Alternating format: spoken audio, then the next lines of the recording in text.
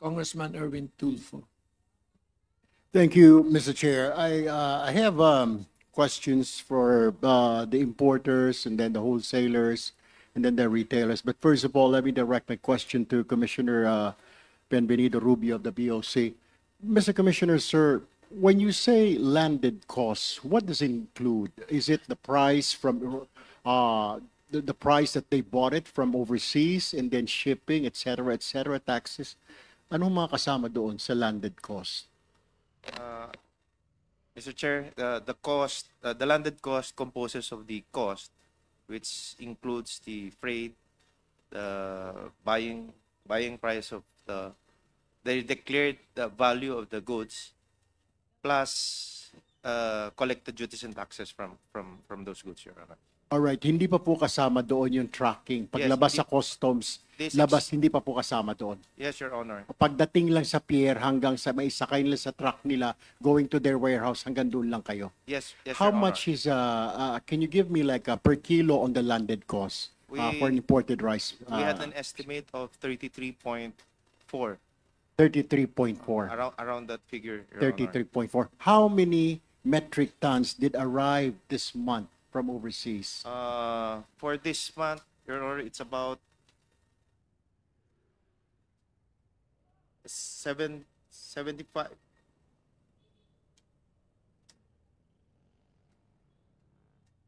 It's about 73,000 metric ton, Your Honor. All right, thank you, Mr. Chair. Let me now direct my question to the importer. Any importers can answer my my question. My question, Mr. Chair, for any of the importers. Importers lang po siguro si Ma'am Chu, right? Do you know anything? How much from your importer, from your client? Importer po siya, di po ba? Magkano po ang pasa niya sa wholesaler? You said yung client mo is just a mere importer. So magkano po ang pasa niya sa client niya? We're talking about 33 pesos something. Magkano po ang pasa niya? Because we're trying, Mr. Chair, what I'm trying to establish here, merong po nagmamanipulate ng price. So kung 33 po something ang landed cost, then nasa 33, dadagdag si importer ng presyo, tracking, etc. How much is it, Attorney Chu, yung pagpasa niya sa importer? How much is it? Kasama na po yung profit niya, expenses niya, tracking, warehousing, etc., etc. How much? Your Honor, hindi ko po nakuha yung landed cost, but the rate that we sell it to our wholesaler, I was told, it was 41. Noon po, before the tariff decrease, it was 48. And now po, binaba na po nila to 41. 41 ang pasa po nila. So kasama na po doon yung profit. We're talking about kasama na po ang profit and then yung transportation, warehousing, etc. expenses. All in na po yan, 41. All right. Ang pasa niya po sa wholesaler or pasa niya sa retailer? Wholesaler lang po. They don't sell to retailers. Okay, so 41 po wholesaler. All right. Now, my question is, who's the wholesaler here? Can somebody, yeah, Mr. Cruz, right? Mr. Cruz, Mr. Chair, how much naman po pag nakuha po ninyo? Is it the same? You're getting the same price pag kuha ng binibenta sa inyo at 41 yung imported rice ng importer, or nakakuha kayo na mas mababa pa as wholesaler? Same lang po, Your Honor. All right, 41, right? Magkano po ang pasa na ninyo sa retailer, sa mga retailer ng bigas po at 41? Magkano po ang pinapatong ninyo? Ang pasa lang po, ang 35, between 35 to 40 po ang presyo namin. Ano? Between 35 to 40 per kilo. 35 to 40 ang ibinibenta nyo po sa retailer. Saang retailer po yan? Saan po, anong grupo po na retailer ang binibentahan nyo ng 35 to 40? Walk-in lang po yung buyer namin. Ano po? Walk-in lang po, walk-in. Walk-in. Walk-in. Walk-in. Yeah. So 35 to 40 per kilo. Anong klase yun? Broken, well-milled, etc., etc.? What is it? Broken po, broken. Broken. 35 to 40 per kilo. Now, Mr. Chair, did we invite any retailer here, Mr. Chair? Can we ask if we have any retailers here? Because we're trying to figure out from 33, bakit wala pa ako nakikita na less than 50 pesos per kilo na bigas? Puro 50 hanggang 60. Pag bumili ka nga ng 45, nag-inspeksyon kami ni Speaker, siguro para pakitan tao, naglabas ng 45, pero tinanong mo, pwede po 2 kilo lang ang pwede ibilhin kong. Pero pag 50 o 60, maski na 50 sako, walang problema. So we're trying to figure out sino. So if you're selling at 35 to 40, where's the retailer? Did we invite any retailer, Mr. Chair? May retailer po tayo. And the retailer association or group come forward? Because we're trying to figure out saan po dito ang pumatong na napakalaki. Pasensya na po. Meron? Yes, Mr. Chair, I think I saw si Sir Orly, the former president of Grecon. Sa retailers po yun, Kong Erwin, Saan po sila, Mr. Chair? nandyan yata. Sir, ayan. Retailer, sir, di ba? Tama po.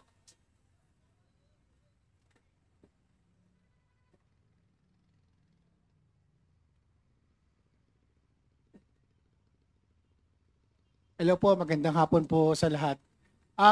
Si Orlando Manuntag po from Grains Retailers Confederation of the Philippines.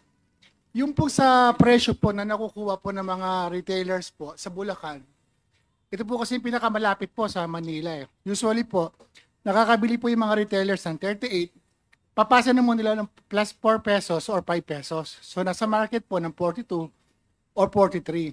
Ito po yung mga broken. Yung naman po mga well-milled rice, nabibili po nila ng 1,950. That is 39 pesos po or 40 pesos. Nabibinibenta naman po sa market ng 44 or 45 pesos. So yun po yung nangyayari po ngayon sa kasalukuyan po. Pero, Mr. Chair, mag-ikot ka sa palengke, itataya ko na sweldo ko, bonus ko, pati bahay ko.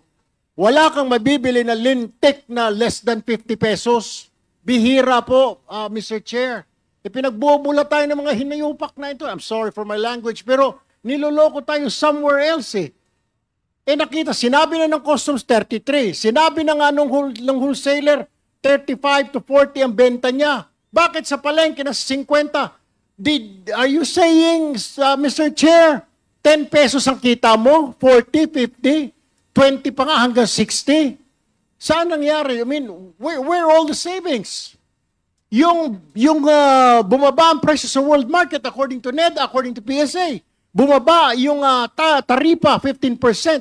Yung savings po nasaan napunta? Dapat po sa tao po yun, hindi binabaan ng Pangulong Marcos yung taripa para kumita kayo, binabaan yung taripa para kumita yung tao. Nasaan? You have to explain that now here kasi kayo po yung retailer, sa inyo ang mukhang sa inyo ang problema. Because the wholesaler is saying 35 to 40. Pagdating sa inyo, sinasabi mo may 42. Wala po ako nakitang 42. Nag-ikot po tayo ngayon. I'm sorry, Mr. Chair. Nag-ikot po tayo doon. Nagtanong-tanong kami. Sinasabi, 2 kilo lang po pag 45. Pero pag bumili ka ng 50 pesos o pataas, pwede kang bumili ng 50 sako na bigas. Why is that, Mr. Chair? Grecon? Yes, Ken, I Yes, ask it po exists. ang napansin po kasi namin, doon po sa lahat po ng mga importation na dumating po, nasa 74% is 5% whole grain. So kung 5% po siya whole grain, sa kabuuang importation natin as a whole, buong taon, wala po tayong makitang masyadong mababa sa merkado. Nakita po namin sa data, siguro po nandito po naman sa VPI, may nag-send po sila ng data po nung isang araw, naghingi po kami, around 16% lang po is only well-milled rice. So, kung yan po ay nakalatag po sa numbers, nakita ko po namin, around 600 metric tons lang po sa kabuuang 4 million. So, ibig sabihin, sa buong taon, pagka binaybay po natin per month, kokonti lang po talaga yung bahagi ng well-milled at saka broken rice. So, siguro po, isa po ito sa nangyayari dahil inopen po natin yung market sa mga importers po, open trade po tayo, hindi naman po natin nakita po yung regulation. Siyempre po, mas marami pong bumibili po ngayon ng mga premium rice rather than po sa mga mababa po na presyo. Pero siyempre po, marami rin po naghahanap, lalo na po yung mga kababayan po natin na marginalized, mababa pong presyo. Pero sa nakita po namin data, kukunti lang po talaga nag-import ng 25% at saka broken. So, given the fact po na 35 metric tons po, 35,000 metric tons po tayo per day, so what is 260,000 metric tons for the whole year? So manipis po talaga yung yung bilang po. Mas marami po talaga is premium. Siguro makikita naman po sa data ng BPI. So thank you po so much. Mr. Chair, let me direct now my question to the BPI. Mr. BPI, is this true what he's saying na mas gusto nilang ng mga importers mag-import ng mga mahal? Aren't you considering yung mga kababayan natin na hindi maka-afford ng 50 pesos per kilo na bigas? Hindi ba ninyo sabihin lang, hoy, importer, mag-import ka naman ng mumurahin, yung maputi, mabango, kahit papano? Can't you dictate? Kayo nagbibigay ng permit, hindi ba ninyo pwedeng manduhan sila? Mag-import ka ng kalahati na ganito, mas mura. What are you doing? Mr. Chair, thank you po for the question. Then after you, I think we will recognize FFF. Opo. Sir, on the data po, tama naman po yung nasabi. Actually, sir, nag-initiative po kami para i-categorize yung ini-import ngayon. So, sa 5%, nasa 70%. Sa 15%, nasa around 4%. 25% brokens is nasa 15%. 100% brokens is nasa 6.19%. And other types po ay nasa 3%. So, aside po doon sa 5% broken, na 70%, nasa around 30% po yung ibang classification ng bigas. As for the mandating, sir, sa kanila, kung ano po yung i-import, sir, sa amin pong mandato ay talaga pong sa sanitary and phytosanitary concerns po tayo, and then sa food safety. And we do test this bigas po na narito at dumadating sa atin. So are you saying, Mr. Chair, wala kang control kung anong i-import nila? Hindi ba lang ninyo iniisip yung mga kababayan natin? Paano kung mag-import lahat yan ng tig 60 pesos per kilo? You don't care? We have a problem, Mr. Chair. Mr. BPI, we have a problem. Kaya nga binabaan na yung taripa, kaya nga tayo mataas ang inflation because of this, then wala po kayong ginagawa. You need to do something. I mean, do something. Di ba? Kung kailangan ninyo ng more power, then come to Congress and Congress will give you that. Kaya nga tayo may investigasyon. Puro kayo tango. Pangalawang hearing na ito. Hindi nga malaman kung sinong nag-check ng mga presyo. Hindi tayo makasagot. Mr. Chair, if you recall, tinanong ko na kung sinong in charge. Walang makapagsabi kung sino ang in charge sa tingin ng presyo, pagsita. Monitoring lang sila lahat. DA monitoring. DTI monitoring, NFA monitoring, lahat ng mga ito, puro monitoring. Mga walang silbi. Now, can't you do something about it? Or what do you need? Na para pwede mo silang diktahan, importer, kailangan na ng Congress, kailangan na ng gobyerno, mag-import kayo ng mura na bigas. Can't you do that? Sir, thank you po. Actually po, kami po ay nagpapasalamat nga sa Kongreso dahil po doon sa batas na pinirmahan kahapon. Na nagbibigay sa amin, sir, ng power talaga na magpunta sa mga warehouse na ito at makita. Actually, sir, ito pong initiative ay salamat din po kay Kong Mark sa Committee on Agriculture dahil pinaklasify ho nga sa amin itong mga ito.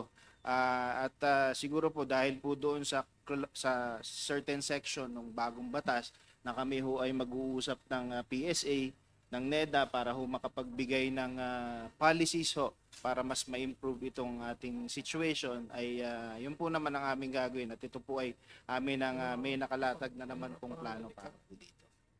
Mr. Chair, I know my 5 minutes is already up. My next thing is I move that we ask the importers and the wholesalers to give us the list of their clients, the retailers, para malaman po natin sino po ang kanilang mga kliyente para maimbita po natin sa susunod na hearing yung mga retailer na yan kasi hindi lang po ang Grecon or yung mga association, Mr. Chair. I move that the wholesalers and importers submit to us in this Congress the list of their clients, retailers, para malaman po natin because everything looks now na ang problema sa retailer. Kasi kung sinasabi ng wholesaler, 40 lang benta niya, pagdating sa market, 50. Pagkatapos an explanation kasi mataas. Why import mataas? Mas maraming kliyente. Pag murang bigas ang i-import, mas maraming bibili ho. Marami ho tayong mga kababayan, ng mga below middle class, yung cannot afford ng 50, kaya nga nagre-reklamo eh. I so move, Mr. Chair. Any second? Are there any objections? Hearing none, now COMSEC is hereby instructed wherever she is. Mr. Chairman, You have another question, sir? ako, Mr. Chair, Can I think somebody wants to enlighten us. You are recognized, sir. State your name and your... Yeah, Mr. Chairman, I'm Vic Angeles, General Operations Manager of Oh. Bitram Marketing. Okay, please speak. Yeah, can I be allowed to make a Yes, please. manifestation at the same time? If I'll be allowed to categorize the supply chain for the rice business. Please. Okay. I agree with the Honorable Tulfo na ang nabiblame kasi ngayon ang naging spotlight kaming mga importer where in fact tama si Honorable Tulfo na ang makikita natin problema sa retailer. Now, if I may be allowed to categorize, nagkakaiba kasi yung ang naging definition natin, importer, wholesaler, retailer. So tatlong level lang. In reality, there are a lot of levels. There are a lot of category. Kami importer, we sell to wholesaler. Then the wholesaler sell to dealer. The dealer sell to stores. And the stores or to online seller. So, kung titingnan mo yung presyo, let me recall. Bago in-impose yung 15% na baba ng tariff duties, we were selling then at 1,310 per 25 kilos. That's for the premium PTA price. Now, the wholesaler are selling it at 1,350 to 1,390. So 50 lang kita niyo. 50 kita nila. From Tapos, the wholesaler, ang bumibili, yung dealer, yun yung mga nagbebenta sa palengke. Okay? Yung ibebenta nila ng 1,370, pagdating sa dealer, sa rice, sa palengke, nagiging 1,400. Yung mga bumibili na dealer sa palengke, yung mga tindahan ng sari-sari store. Kaya pagpunta mo ng sari-sari store, ang benta na 1,500 na. That was before yung reduction ng 15%. Now, nung binaba ang tariff duties from 1,310, we as importer are selling at only 1,150. So just imagine, 1,310 to 1,150. A difference of about 160 pesos. Yet, when you go to the wholesaler, ang benta nila from 1,310, binebenta lang nila 1,290.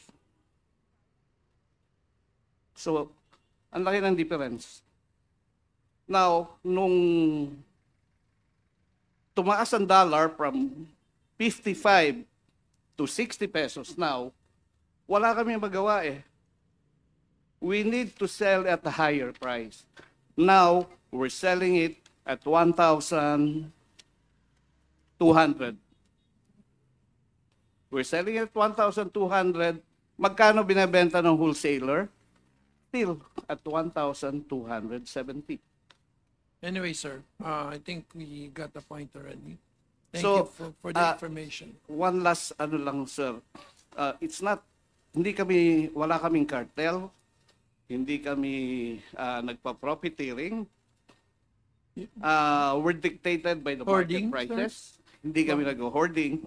Kung titingnan nyo yung sa retail side, from January to December up to this, tama yung sinasabi ni Honorable Tulfo. Hindi nagbago from 60 pesos, minsan 65. Yet, our prices, sumusunod lang po kami. Sumusunod lang kami. Anyway, as mandated by the motion of Congressman Tulfo, we'll be sending you letters for you to fill up with respect to the kind of value chain for each of the importer until it reaches, I don't know whether you can reach your retailer. So, Mr. Chairman, yes. just a clarification.